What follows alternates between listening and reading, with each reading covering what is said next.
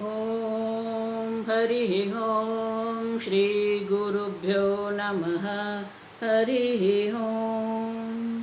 ॐ शन्नो मित्रशं वरुणः शन्नो भवत्वर्यमा शन्न इन्द्रो बृहस्पतिः शन्नो विष्णुरुक्रमः। नमो ब्रह्मणे नमस्ते वायो त्वमेव प्रत्यक्षं ब्रह्मासि त्वमेव प्रत्यक्षं ब्रह्म वदिष्यामि ऋतं वदिष्यामि सत्यं वदिष्यामि तन्मामवतु तद्वक्तारमवतु अवतु माम् अवतु वक्तारम्। ॐ शान्ति शान्ति शान्तिः। ॐ सहनाववतु सहनौ भुनक्तु सह वीर्यं करवावहै तेजस्विनावधीतमस्तु मा विद्विषावहै। ॐ शान्ति शान्ति शान्तिः। सदाशिवसमारम्भां शङ्कराचार्यमध्यमाम् अस्मदाचार्यपर्यन्तां वन्दे गुरुपरम्परां। श्रुतिस्मृतिपुराणानाम् आलयं करुणालयं नमामि भगवत्पादं शङ्करं लोकशङ्करं शङ्करं शङ्कराचार्यं केशवं बादरायणं सूत्रभाष्यकृतौ वन्दे भगवन्तौ पुनः पुनः। ईश्वरो गुरुरात्मेति मूर्तिभेदविभागिने व्योमवद्व्याप्तदेहाय दक्षिणामूर्तये नमः। निधये सर्वविद्यानां विषजे भवरोगिणां गुरवे सर्वलोकानां दक्षिणामूर्तये नमः। ॐ नमः प्रणवार्थाय शुद्धज्ञानैकमूर्तये निर्मलाय प्रशान्ताय दक्षिणामूर्तये नमः।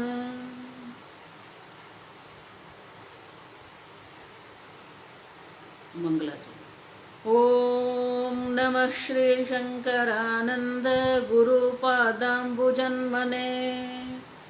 ॐ नमः श्री शंकरानंद गुरुपादाम्बुजन्मने।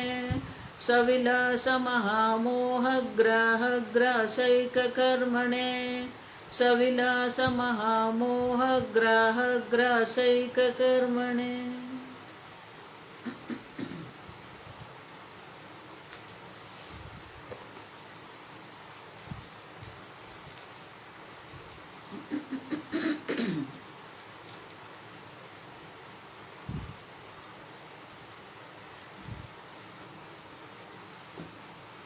हरिओम नमस्ते टू एवरीवन।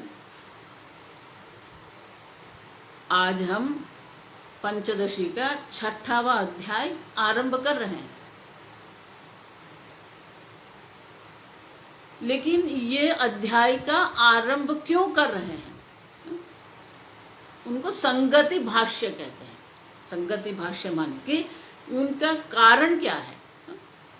हमने देखा पिछले 5 प्रकरण में देख लिया कि आप स्वयं ब्रह्म स्वरूप है, चैतन्य स्वरूप है, सत्स्वरूप है। तो ये संपूर्ण जगत जो है वो परमात्मा में कल्पित है, वो भी हमने देखा। लेकिन प्रश्न ये रहता है कि सद ब्रह्म जो है, सद वस्तु जो है, सदैव सत्यम, हमने देखा छंद के उपनिषद में उद्दालक मुनि कहते हैं वो जो सद ब्रह्म है वो सत्य है। सत्य माने कि त्रिकाले पे तिष्ठति, निर्विकारी है। स आत्मा, वो आत्मा है, वो आप स्वयं है। तो मैं स्वयं ब्रह्म स्वरूप हूं, लेकिन मैं ब्रह्म हूं ये सर्वव्यापी चैतन्य है। तो अपनी जो सर्वव्यापकता है और ये जगत जो हम अनुभव कर रहे हैं, सत्स्वरूप का हमें अनुभव है, घटः अस्ति, जो घटः अस्ति हम जब कहते हैं तो वहां दो बुद्धि है, द्वे बुद्धे। शंकराचार्य जी कहते हैं किसी भी ज्ञान में दो प्रकार की बुद्धि होती है। हम जब कहते हैं घट ज्ञानम, तो घटः अस्ति, जब घटः अस्ति जब हम कहते हैं तो वहां घट बुद्धि भी है और अस्थि बुद्धि भी है। जो घट बुद्धि है और अस्थि बुद्धि जो है, उसमें एक बुद्धि जो है वो निर्विकारी, वो बदलती नहीं है, वो उसमें कोई परिवर्तन नहीं आता है। आप जब पट माने कि कपड़ा, पट बुद्धि, तो पट बुद्धि में पट बुद्धि भी है लेकिन अस्थि बुद्धि भी है। आप समझो, तो अस्थि जो है वो जो सत है, सत्ता जिसको कहते हैं, वो जो सद्ब्रह्म है उन्हीं की सत्ता है। तो यद बुद्धि न व्यभिचरति, जो कभी किसी प्रकार से परिवर्तित नहीं होती है, वो सद है, सत्य है। अस्थि बुद्धि जो है, घट अस्थि, पट अस्थि, तो वे अस्थि अस्थि सर्वत्र है, वो सद्ब्रह्म है। इसीलिए ये जगत का जब हम अनुभव करते हैं तो हमें ये सत का अनुभव हो रहा है। लेकिन अगर ये जगत के उपादान कारण ईश्वर है और ईश्वर स्वयं सच्चिदानंद ब्रह्म है, तो वो जो चित ब्रह्म है माने जो चैतन्य स्वरूप है, तो ये जगत जो हम सत स्वरूप से पहचानते हैं, हम समझते हैं हम, लेकिन ये चित्त है। पिछली बार भी मैंने कहा, जब मोबाइल हम कहते हैं तो मोबाइल चैतन्य स्वरूप है। अब समझो, दीवार हम कहते हैं, वो दीवार भी जड़ नहीं है, वो चित्त है। उपदेश आरंभ में इसलिए रमण महर्षि जी कहते हैं सत्तया ही चित चित्तया हम सुरति रुत स्वयं परम पूर्ण सत्य। अब देखो ये दो वाक्य है, जो सत है वो चित स्वरूप भी है, जो सद ब्रह्म है वो चैतन्य स्वरूप है, और वो जो सद ब्रह्म है वो अभिन्न निमित्त उपादान कारण है। तो ये जो जगत जो सद ब्रह्म हम देखते हैं वो चित ब्रह्म भी है, लेकिन ये चित ब्रह्म है वो हमारी समझ में नहीं आता है। मोबाइल अस्थि कहते हैं, वो सद ब्रह्म है। ये जगत जो है वो सत प्रधान है। ये प्राणियां जो है, सब प्राणी जो है वो चित प्रधान है। ऊर्ध्वलोक में जो सब योनियां जो है, देवता है, इंद्र है, यक्ष है, किन्नर है, वो आनंद प्रधान है। तो ये जगत जो जगत के अभिन्न निमित्त उपादान कारण अगर सद्ब्रह्म है तो वो ये जगत चैतन्य स्वरूप है, लेकिन वो जो चैतन्य स्वरूप जगत है वो हमारे अनुभव में नहीं आता है।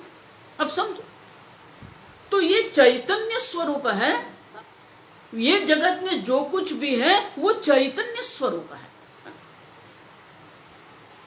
जड़ जिसको हम कहते हैं, ये मोबाइल जड़ है, ये पुस्तक जड़ है, हम जब कहते हैं तो वो जड़ता जो है वहां भी चैतन्य स्वरूप आत्मा तो है ही।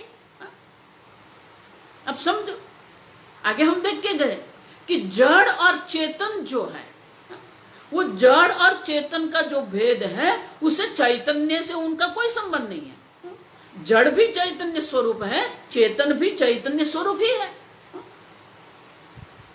लेकिन जड़ हम इसलिए कहते हैं क्योंकि वहां सूक्ष्म शरीर नहीं है। जहां सूक्ष्म शरीर होता है वो चेतन है, जहां सूक्ष्म शरीर नहीं है वो जड़ है। आप समझो,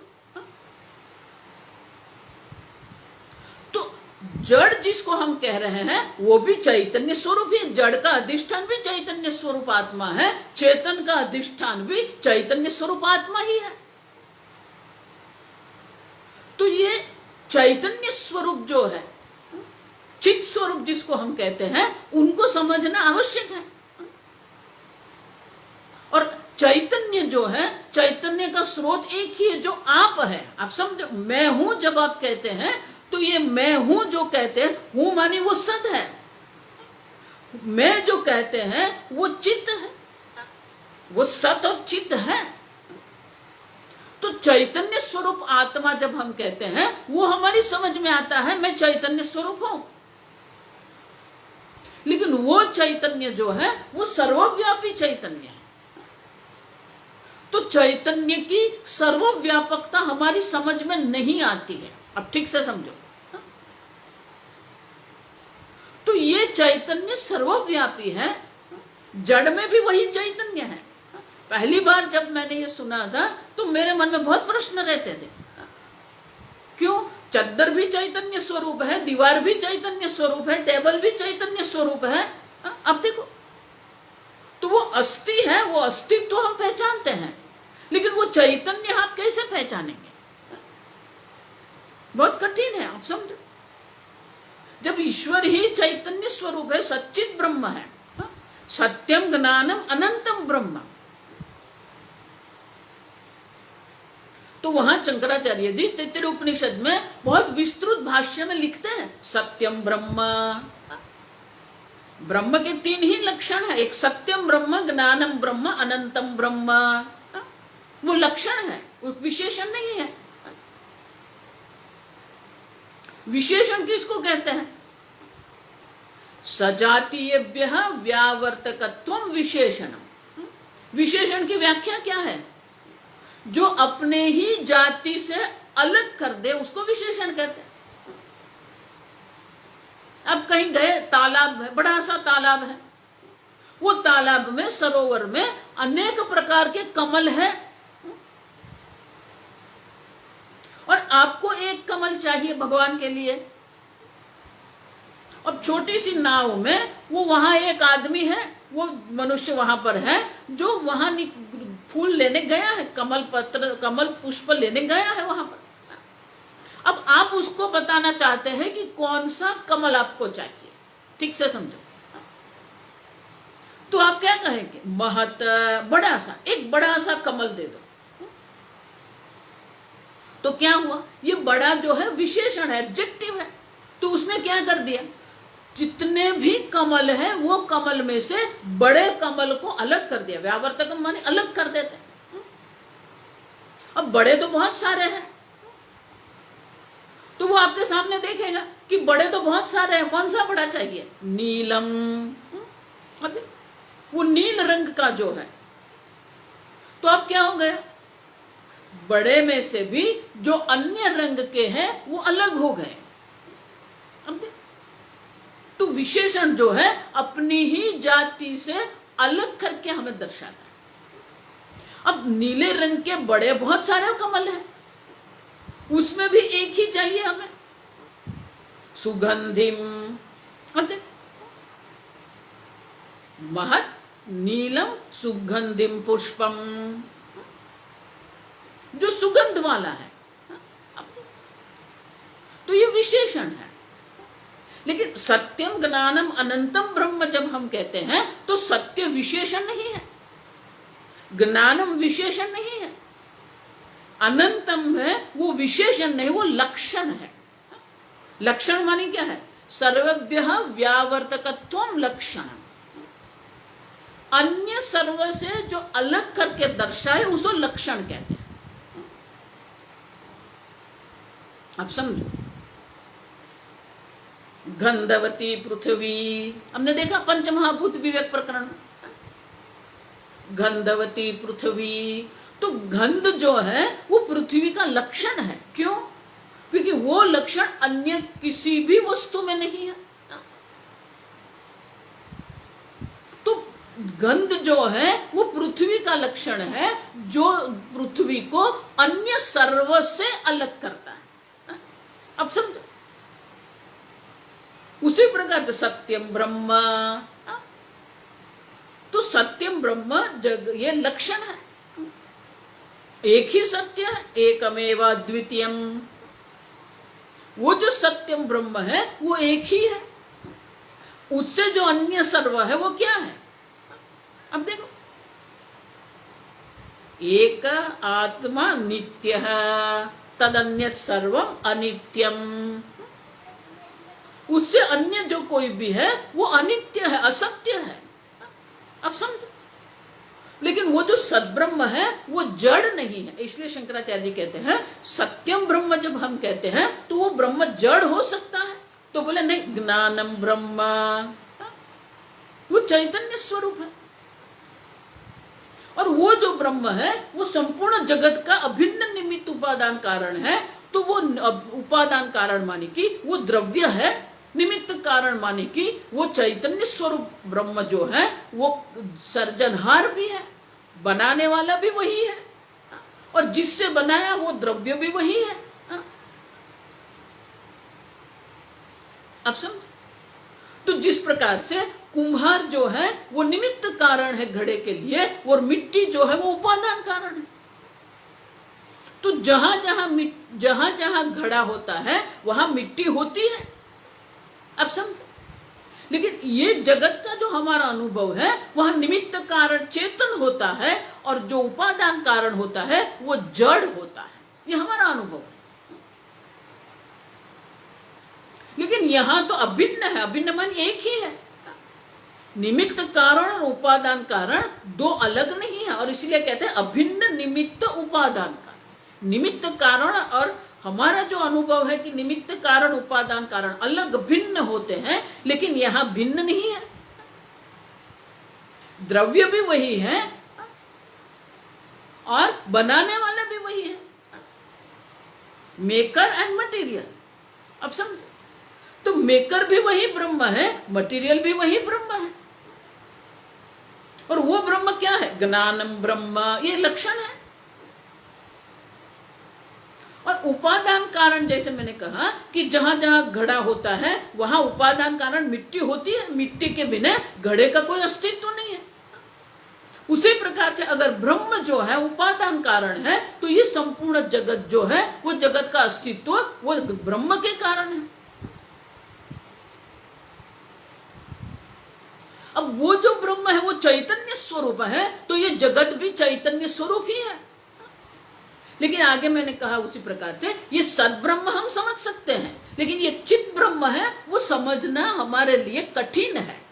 असंभव नहीं आप समझना। संपूर्ण जगत जो है चैतन्य मात्र है, चैतन्य से भिन्न कुछ है ही नहीं।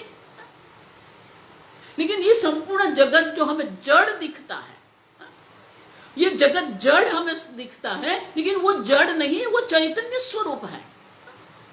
तो ये जगत की चैतन्यता जो है, चैतन्यता जो है वो हम कैसे समझेंगे?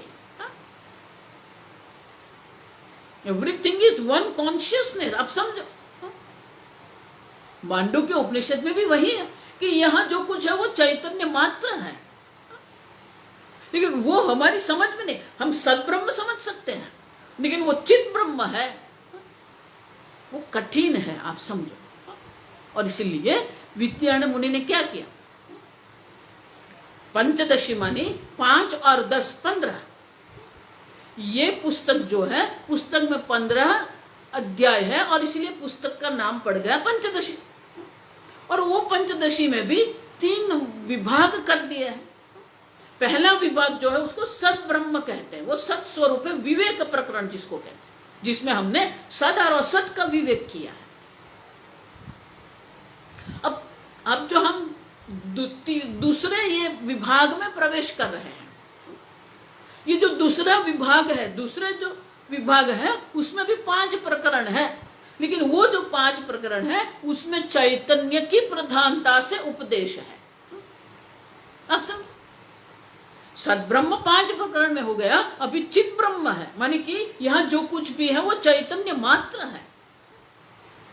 वो कैसे हम समझे? और इसीलिए विद्यारण्य मुनि ये नया प्रकरण आरंभ कर रहे हैं, क्योंकि अभी ये सब चैतन्य स्वरूप है, वो हमारी समझ में नहीं आता। देखो, इसीलिए हमारी संस्कृति जो है ये दृष्टि पर आधारित है। मैं हमेशा कहती हूँ हमारा जो वैदिक धर्म जो है, वैदिक संस्कृति जो है, वो 2 ही है, way of life and view of life. हमारे जीवन का मार्गदर्शन भी वो करते हैं और हमारे जीवन की एक दृष्टि प्रदान करते हैं। वो दृष्टि क्या है? यहां जो कुछ भी है वो चैतन्य स्वरूप आत्मा मात्र है। वो सुनते तो है हम, लेकिन वो हमारी समझ में नहीं आता है। सब चैतन्य मात्र है, अब समझो। और इसीलिए देखो, हमारी संस्कृति में बहुत सारी ऐसी बात है हमारे व्यवहार में, जिसको मैनर्स अंग्रेजी में कहते हैं। उनके मैनर्स जो, वो मैनर्स नहीं, आप समझना। हमारे जो व्यवहार है वो बहुत अलग प्रकार से है, क्योंकि सब ब्रह्म मात्र है। अब देखो, मैं आपको 2-3 चीज बताऊंगी जो आपके जीवन में भी है। हम कभी भी पुस्तक को पैर नहीं लगाते। पहली बार जब मैं परदेश गई और बहुत सारे परदेशियों साथ में थे, और वो लोग क्या करते थे, वो पुस्तक होती है उसको पैर से ऐसे धक्का लगाते। अब समझो, हमें तो हार्ट अटैक आ जाता है। क्यों? ये सरस्वती माता है, ज्ञान स्वरूप है। अब समझो, भूल से भी अगर पैर लग जाते हैं तो हम क्षमा याचना करते हैं। उसी प्रकार से धन जिसको हम कहते हैं, वो 500 रुपये की नोट होती है, उसको भी हम पैर नहीं लगाए। क्यों? लक्ष्मी है। अब देखो, ये चैतन्य है। मैं हमेशा सबको कहती हूँ, गीता जिसको हम कहते हैं वो पुस्तक जड़ नहीं है, वो चैतन है। आप समझो, अम्ब त्वाम अनुसंदधामि भगवद्गीते भवद्वेषिणी। अब देखो, अम्बा है, अम्बा ये ज्ञान स्वरूप अम्बा है। भगवद गीता जड़ नहीं है, वो चैतन्य है। अब समझो, तो यहां जो कुछ भी है वो चैतन्य मात्र है। मांडुक्य में स्वप्न के दृष्टांत से समझाया। केनोपनिषद में भी दृष्टा के स्वरूप से, दृष्टा, श्रोता, मनता, विज्ञाता, वक्ता। अब देखो, हर एक उपनिषद में अपनी अपनी प्रक्रिया है, लेकिन विद्यायण मुनि जो है बहुत सुंदर प्रक्रिया से हमें समझाते हैं कि ये जगत में जो कुछ भी है वो चैतन्य मात्र है। ये समझना पड़ेगा। और इसीलिए विद्यायण मुनि स्वयं कोई संगति नहीं देते, इंट्रोडक्शन नहीं करते हैं, वो सीधे ही श्लोक लिख देते हैं। मंगलाचरण भी नहीं करते हैं, क्योंकि श्लोक में ही परमात्मा शब्द आ जाता है। अब जब परमात्मा शब्द आ गया तो मंगलाचरण हो गया। और इसीलिए ये प्रकरण के लिए विशेष प्रकार से विद्यायण मुनि कोई मंगलाचरण भी नहीं करते। और ये जो अध्याय है, वो अध्याय, ये प्रकरण जो है, वो प्रकरण का विशेष प्रकार से इंट्रोडक्शन भी नहीं वो करते हैं।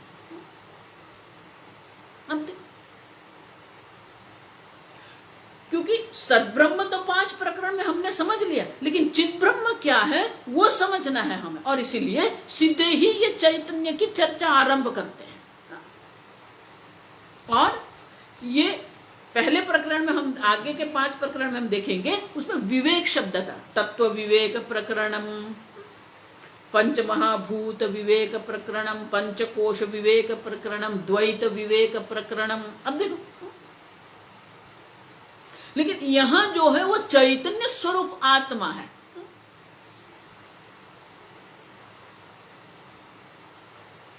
तो चैतन्य है, तो चैतन्य जो है वो प्रकाश स्वरूप है, स्वयं प्रकाश स्वरूप है। और इसलिए उसको दीप शब्द है। अभी जो 5 प्रकरण आएंगे, चित्र दीप प्रकरण, तृप्ति दीप प्रकरण, नाटक दीप प्रकरण, वो दीप माने चैतन्य। और वो चैतन्य को समझने के लिए विद्यायण मुनि जो दृष्टांत लेते हैं वो चित्र है। चित्र माने पेंटिंग। हम पेंटिंग करते हैं, चित्र बनाते हैं, तो उसीलिए उसको कहते हैं चित्र दीप प्रकरण। और विद्यायण मुनि ये प्रकरण में क्या हमें समझाने वाले हैं वो स्वयं विषय का इंट्रोडक्शन यहां करते हैं। पहले हम श्लोक पढ़ेंगे, पहला श्लोक, 6ठे अध्याय का पहला श्लोक। यथा चित्रपटे दृष्टम यथा चित्रपटे दृष्टम अवस्थानां चतुष्टयम् अवस्थानां चतुष्टयम् परमात्मनि विज्ञेयम् तथावस्था चतुष्टयम् सीधा ही दृष्टांत देते हैं। लेकिन हमने देखा आगे कि कब जो भी नया प्रकरण है, नया ग्रंथ है, तो उनमें अनुबंध चतुष्टय होता है। अनुबंध चतुष्टय माने कि 4 वस्तु होती है। अब देखो, कोई भी पुस्तक है, कोई भी प्रवचन है, उनमें ये 4 बात होनी चाहिए। हमारे शास्त्र में बहुत सुंदर विश्लेषण है, उसको अनुबंध चतुष्टय कहते हैं। पहला होता है विषय, माने कि आप जो पुस्तक लिख रहे हैं, आप जो प्रवचन कर रहे हैं, उनका शीर्षक क्या है, विषय क्या है। फिर वो विषय समझने के लिए किसके पास योग्यता है, अधिकारी कौन है। विषय क्या है, अधिकारी क्या है, प्रयोजन क्या है। आप ये पुस्तक पढ़ के कौन से प्रयोजन की सिद्धि कर सकते हैं। और ये जो है विषय और अधिकारी और प्रयोजन और अधिकारी है, उनका संबंध क्या है। विषय, अधिकारी, प्रयोजन, संबंध, अनुबंध चतुष्टयम। तो यहां भी क्या है, परमात्मा विषय क्या है, परमात्मा विषय है। अब परमात्मा शब्द भी समझना पड़ेगा। हम सामान्यतः परमात्मा माने भगवान को हम परमात्मा कहते हैं, परम कृपाणु परमात्मा। अब देखो, तो हमारे मन में जो परमात्मा शब्द है, उनका अर्थ है भगवान, ईश्वर। लेकिन अगर संस्कृत भाषा के आधार पर जो रूढ़िगत अर्थ है वो भगवान है, लेकिन उनका जो भाषा की अर्थ जो है, लिंग्विस्टिक जिसको कहते हैं, वो क्या है, परम और आत्मा, 2 शब्द है। परम आत्मा, आत्मा मानी आप समझो, आत्मा मानी आप स्वयं। लेकिन वो आत्मा क्या है, परम। देखो ये परम जो है ना, उनका अर्थ अंग्रेजी में अगर आप देखेंगे सुप्रीम करते हैं। वो सुप्रीम नहीं है, आप समझो। देखो, सुप्रीम अगर कहेंगे तो सुप्रीम माने किसी और से चढ़ा हुआ, बड़ा। लेकिन यहाँ एक अद्वितीय ब्रह्म है, उसमें सुप्रीम कहाँ आएगा, इंफीरियर सुपीरियर नहीं होता यहाँ पर, आप समझो। इसीलिए ये सुप्रीम शब्द का उपयोग करके बिल्कुल अर्थ को गलत कर दिया। ब्रह्म न तो किसी से बड़ा है न किसी से छोटा है, क्योंकि एक ही है। एक में न तो सुप्रीम होता है न इंफीरियर होता है, आप समझो। परम माने क्या है, परम की भी व्याख्या है। परम की व्याख्या क्या होती है, देश काल वस्तु अपरिछिन्नम। न देश की मर्यादा है, लिमिटेशंस, न देश की मर्यादा है, न काल की मर्यादा है, न वस्तु की मर्यादा है। मैं यहां बारडोली में हूं, आप मुंबई में है, भावनगर में है, सूरत है, वलसाड़, कहीं भी है आप, तो ये देशतः मर्यादा होगी। मैं यहां बारडोली में हूं, आप वहां मुंबई में है, अब देखो देशतः मर्यादा, कालतः मर्यादा, वस्तुतः ये मनुष्य शरीर है, कुत्ते का शरीर नहीं है। ये स्त्री शरीर है, पुरुष शरीर नहीं है। ये मोबाइल है, पुस्तक नहीं है। अब देखो, तो ये जगत में हम जिसका भी अनुभव करते हैं, वो देश काल वस्तुतः मर्यादित है, परिच्छिन्न है। लेकिन यह आत्मा क्या है, देश काल वस्तु अपरिच्छिन्नम आत्मा, परमात्मा। इसलिए आगे मैंने कहा ना कि ये जो चैतन्य स्वरूप आत्मा जो है, वो सर्वव्यापी है, अनंत है। और इसलिए कहते हैं कि ये प्रकरण का आरंभ हम कर रहे हैं, ये प्रकरण का जो हम आरंभ कर रहे हैं उसका विषय क्या है? परमात्मा, सर्वव्यापी चैतन्य स्वरूप जो आत्मा है वो उनका विषय है। और प्रयोजन क्या है? विज्ञेयम, जानना है हमें। परमात्मा का ज्ञान ये प्रयोजन है, विषय परमात्मा है और परमात्मा का ज्ञान प्राप्त करना वो उनका विषय है। अब समझ। और अधिकारी कौन है? जिज्ञासु, जिसको ये जानने की, विज्ञेयम शब्द में दोनों आ जाए।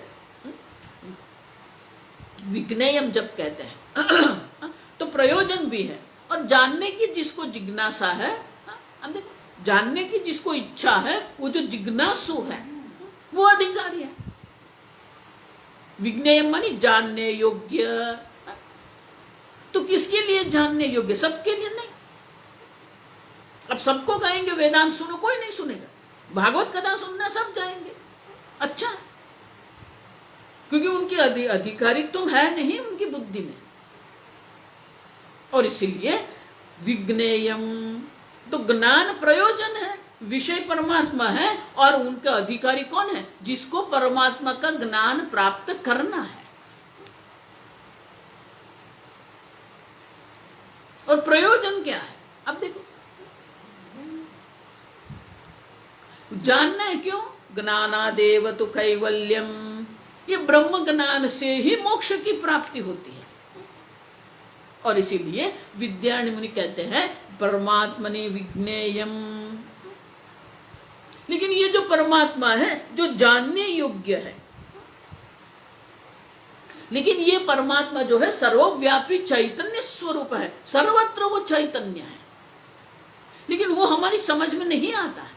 और इसीलिए उन समझाने के लिए विद्यारण्य मुनि कहते हैं यथा चित्रपटे। चित्रपट, चित्रपट मानी पेंटिंग के लिए जो हम कपड़ा लेते हैं ना, कैनवास कहते हैं उसको, अंग्रेजी में उसको कैनवास कहते हैं, संस्कृत में से पटक कहते हैं या कपड़ा कहते हैं हम। अब देखो, तो जिस प्रकार से चित्रपट जो है, देखो बहुत सुंदर है ये दृष्टा, तो जिस प्रकार से ये चित्रपट से जब हम चित्र बनाते हैं तो उनकी 4 अवस्था होती है। धौत, चित्रपटे दृष्टम अवस्थानम चतुष्टयम। तो कहते हैं कि चित्र बनाने के लिए ये 4 प्रकार की अवस्था से वो पसार होता है, 4 प्रकार की अवस्था होती है उनकी, तब वो चित्र बनता है। चित्रपट पर चित्र कब बनता है? 4 अवस्था होती है उनकी। तो कहते हैं यथा चित्रपटे दृष्टम अवस्थानम चतुष्टयम, जिस प्रकार से चित्रपट पर 4 प्रकार की अवस्था हमने देखी जाती है, दृष्टम, उसी प्रकार से तथा अवस्था चतुष्टयम परमात्मनि विज्ञेयम, उसी प्रकार से परमात्मा में भी, परमात्मनि सप्तमी विभक्ति, परमात्मा में भी 4 अवस्था है। अब 4 अवस्था मानी 4 प्रकार नहीं है, आप समझ। तो बोले कि 4 अवस्था जो है वो कौन सी है? तो आगे के श्लोक में समझाते हैं। आगे का श्लोक, श्लोक नंबर 2। यथा धौतो घट्टितश्च, यथा धौतो घट्टितश्च, लांछितो रंजितः पटः, लांछितो रंजितः पटः, चिदंतर्यामि सूत्रात्मा, चिदंतर्यामि सूत्रात्मा, विराट्चात्मा तथैर्यते, विराट्चात्मा तथैर्यते। यथा, जिस प्रकार से, पटः अंतिम शब्द है ना, यथा पटः, जिस प्रकार से ये कपड़ा है, वो चित्र कब बनता है? उनकी 4 अवस्था होती है। धौतः घट्टितश्च, लांछितः रंजितः। बहुत सुंदर देखो, धौतः, पहले उसको धोना पड़ता है। बाजार से जब हम कपड़ा लाते हैं उसको धोना पड़ता, धौतः। घट्टितश्च, उसको कड़क बनाना पड़ता है। वो जो कपड़ा होता है उनके ऊपर सफेद रंग लगा के हम उसको कड़क बना देते हैं, स्टिफ कर देते हैं। घट्टितश्च, घट्टित माने कड़क बनाना।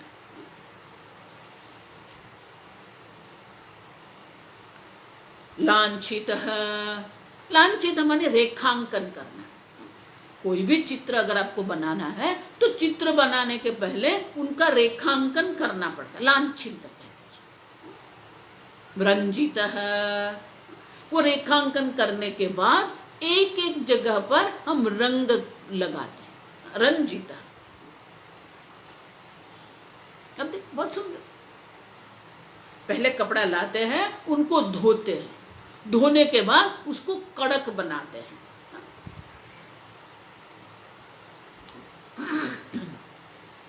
कड़क बनाने के बाद उसके ऊपर रेखांकन करते हैं और उसी में हम रंग पूर्ण करते हैं, रंग करते। अब बोलते हैं जिस प्रकार से ये पट की 4 अवस्था होती है चित्र बनने के लिए, उसी प्रकार से परमात्मा में भी 4 अवस्था है। कौन सी कौन सी? चित्त, चित्त माने चैतन्य स्वरूप। अंतर्यामी, अंतर्यामी माने कि जो सबको, अब बहुत सुंदर ये शब्द देखो, अंतस्तिष्ठ्वा, देखो अंतस्थित्वा क्या करते हैं? सर्वम यमयति अंतर्यामी, जो सबका शासन करने वाला है, बाहर से नहीं। बाहर ये लकड़ी लेके नहीं बैठते हैं। ये परमात्मा कौन है? ईश्वर सर्वभूतानां हृद्देश्य अर्जुन तिष्ठति भ्रामयन्।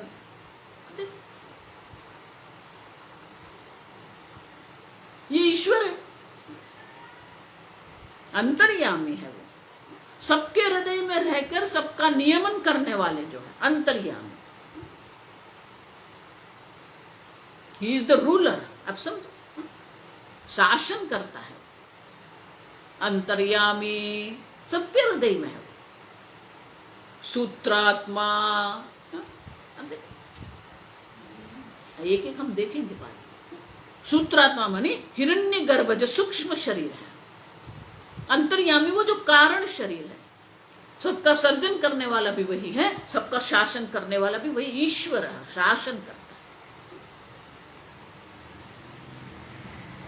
सूत्रात्मा जो सबको जोड़ने वाले सूक्ष्म शरीर है, सर्वव्यापी सूक्ष्म शरीर, जो समष्टि सूक्ष्म शरीर है। सूत्रात्मा हिरण्यगर्भ। देखो हिरण्यगर्भ का भी वो अनुवाद क्या करते हैं? हिरण्य मानी गोल्डन, गर्भ मानी एग। देखो शब्दतः अर्थ नहीं हम ले सकते, आप समझो। गोल्डन एग, ये क्या अर्थ करते हैं लोग? हिरण्य मानी स्वप्रकाश है, निर्विकारी है।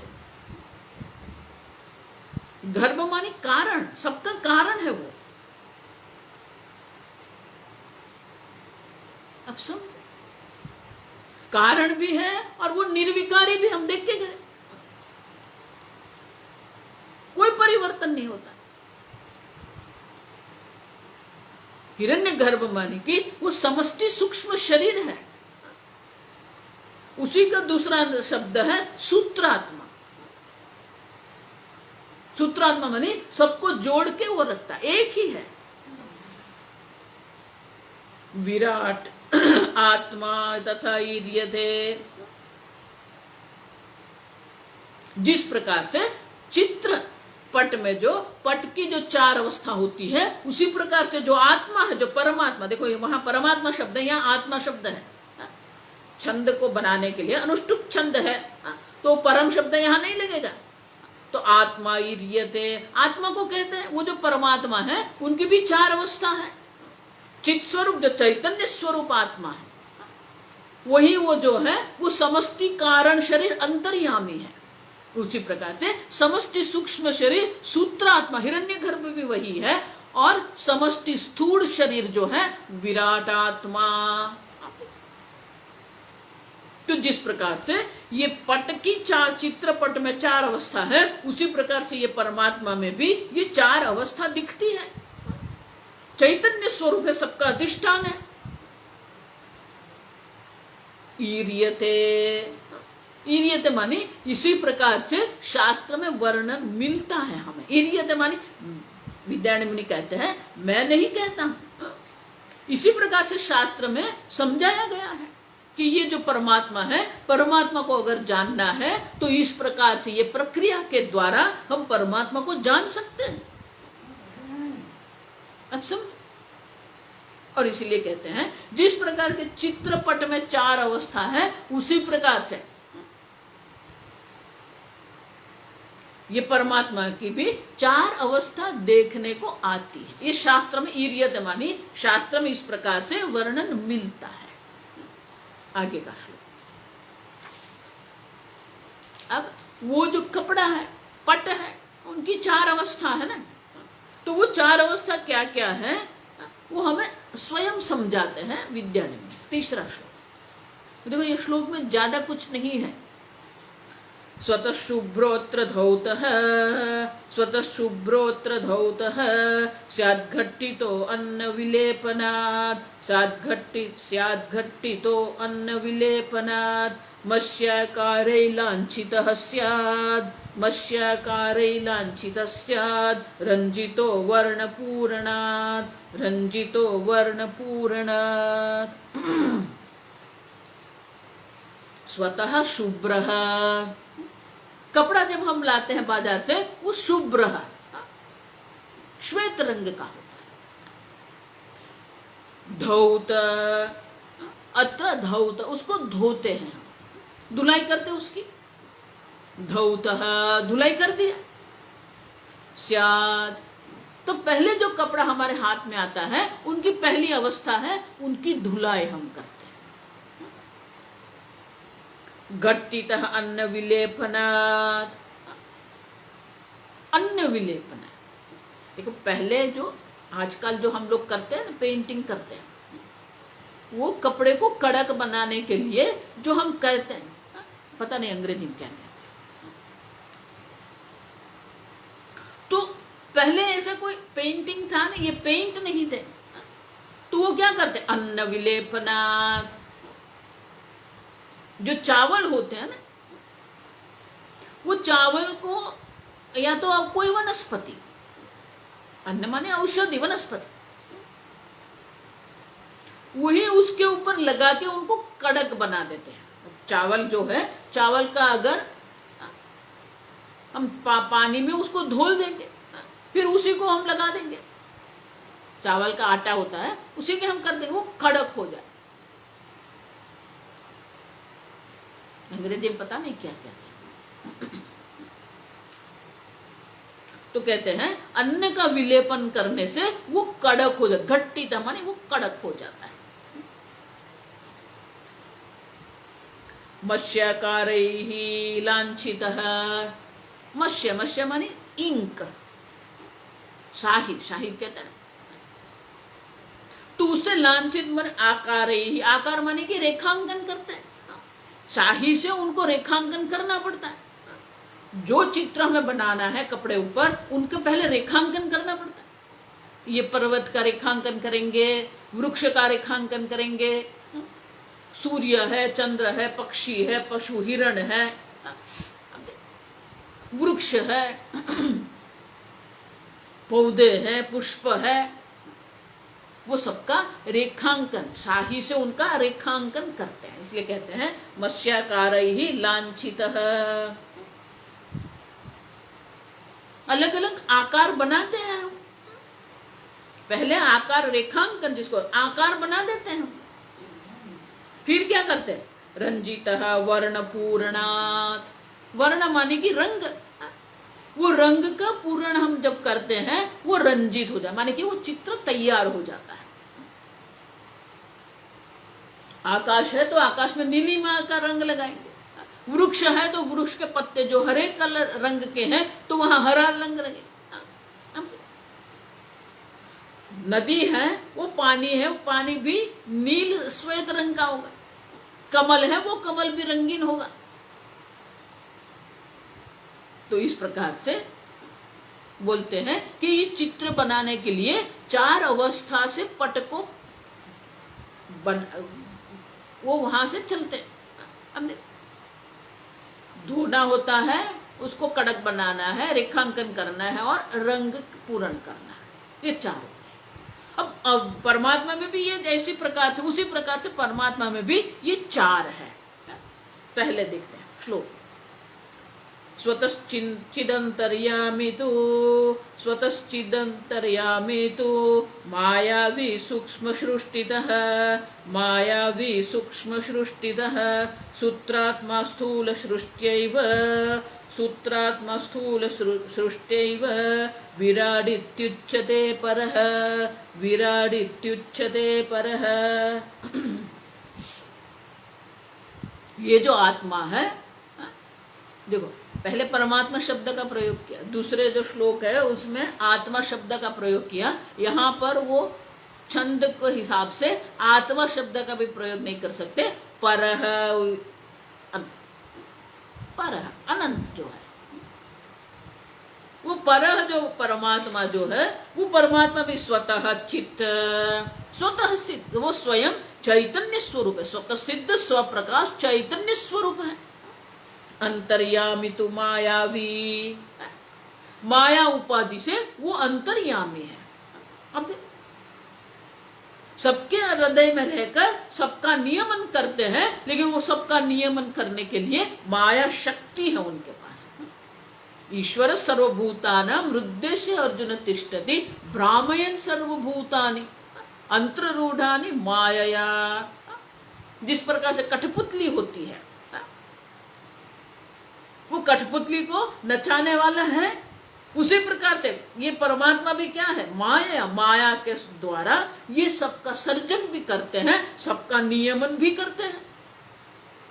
और इसलिए जो अंतर्यामी जो परमात्मा है वो मायावी है, जगत कारण है।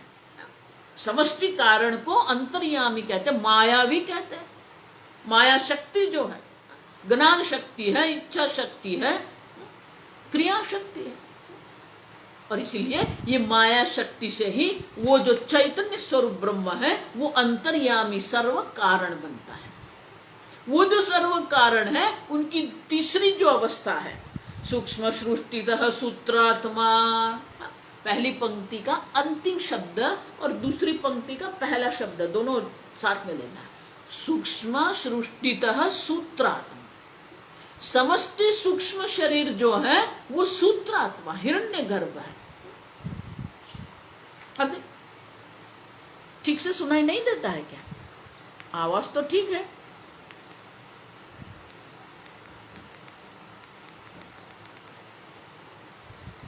सुनाई नहीं दे रहा है आपको? कोई ने बताया नहीं आपसे? अच्छा, तो समष्टि सूक्ष्म शरीर है, इसलिए कहते हैं सूक्ष्म सृष्टितः। देखो सूक्ष्म के सर्जन से वो सूत्रात्मा कहलाते हैं। और स्थूल सृष्टिया एव विराट, और स्थूल सृष्टि के कारण वो विराट है। तो जिस प्रकार से चित्रपट का 4 अवस्था, चित्रपट की 4 अवस्था होती है, उसी प्रकार से ये परमात्मा जो है वो परमात्मा की भी ये 4 अवस्था है। पहले स्वयं जो है वो चैतन्य स्वरूप है, फिर वो सबके कारण अंतर्यामी है, सब माया शक्ति के सबके कारण बनते हैं, वो सर्व का कारण ईश्वर है, वो अंतर्यामी है। फिर वो सृष्टि, सूक्ष्म सृष्टि के कारण वो सूत्रात्मा हिरण्यगर्भ है, और स्थूल सृष्टि के कारण वो विराट परमात्मा है। इस प्रकार से ये 4 है। आप देखो तो ये 4 प्रकार से परमात्मा की अभिव्यक्ति, परमात्मा की 4 अवस्था नहीं, आप समझना। चैतन्य स्वरूप परमात्मा जो है वो तो निर्विकारी चैतन्य है। जो निर्विकारी होते हैं उनकी कोई अवस्था नहीं होती। और इसीलिए ये अवस्था हम जब कहते हैं तो अवस्था तो मानी परिवर्तन होगा, तो कि नहीं? ये अवस्था मानी क्या है? अवस्था मानी अभिव्यक्ति है, यहाँ अवस्था का अर्थ करना है अभिव्यक्ति। परमात्मा ये 4 प्रकार से अभिव्यक्त हो रहे हैं। चैतन्य स्वरूप भी अभिव्यक्त हो रहे हैं, अंतर्यामी सर्व के कारण रूप से भी वो अभिव्यक्त हो रहे हैं, सूत्रात्मा माने समष्टि सूक्ष्म शरीर के रूप में भी वो, हिरण्य गर्भ के रूप में भी वो अभिव्यक्त हो रहे हैं, और समष्टि स्थूल शरीर के रूप में भी ये परमात्मा अभिव्यक्त हो रहे हैं। ये परमात्मा की 4 अभिव्यक्ति है, आप समझो। स्थूल अभिव्यक्ति है, सूक्ष्म अभिव्यक्ति है, कारण अभिव्यक्ति है और स्वरूप अभिव्यक्ति है। देखो ये 4 याद रखना है आपको। स्थूल अभिव्यक्ति उसको विराट कहते हैं, अवस्था मानी अभिव्यक्ति। स्थूल अभिव्यक्ति जो है उनको विराट आत्मा कहते हैं। जो सूक्ष्म अभिव्यक्ति उसको सूत्रात्मा हिरण्य गर्भ कहते हैं। जो कारण अभिव्यक्ति है उसे अंतर्यामी ईश्वर कहते हैं, समष्टि कारण शरीर। और जो स्वरूप उनका है, स्वरूप जो है वो चैतन्य स्वरूप, जो उनका लक्षण है, स्वयं जो परमात्मा है वो चैतन्य स्वरूप है, इसलिए कहते हैं चिद स्वयं चिद स्वरूप है। और इस प्रकार से ये परमात्मा की भी माने कि आपकी भी ये 4 अवस्था देखने को आती है। 4 प्रकार से वो अभिव्यक्त हो रहा है। स्थूल स्वर जगत से भी, स्थूल जगत के रूप में भी अभिव्यक्ति है, सूक्ष्म जगत के रूप में भी अभिव्यक्ति है, कारण जगत के रूप में भी अभिव्यक्ति है, और स्वयं चैतन्य स्वरूप भी उनकी अभिव्यक्ति हो रही है। आगे हम कल देखेंगे। ओम स्वस्ति प्रजाभ्यः परिपालयन्तां न्यायेन मार्गेण महीं महेशाः। गोब्राह्मणेभ्यः शुभमस्तु नित्यं। लोकाः समस्ताः सुखिनो भवन्तु। काले वर्षतु पर्जन्यः पृथिवी सस्यशालिनी। देशोऽयं क्षोभरहितः ब्राह्मणाः सन्तु निर्भयाः। ओम सर्वेषां स्वस्तिर्भवतु, सर्वेषां शान्तिर्भवतु, सर्वेषां पूर्णं भवतु, सर्वेषां मङ्गलं भवतु, सर्वे भवन्तु सुखिनः, सर्वे सन्तु निरामयाः, सर्वे भद्राणि पश्यन्तु, मा कश्चित् दुःखभाग् भवेत्। असतो मा सद्गमय, तमसो मा ज्योतिर्गमय, मृत्युर्मा अमृतं गमय। ओम पूर्णमदः पूर्णमिदं पूर्णात् पूर्णमुदच्यते पूर्णस्य पूर्णमादाय पूर्णमेवावशिष्यते। ओम शांति शांति शांति। हरिः ओम। श्री गुरुभ्यो नमः। हरिः ओम।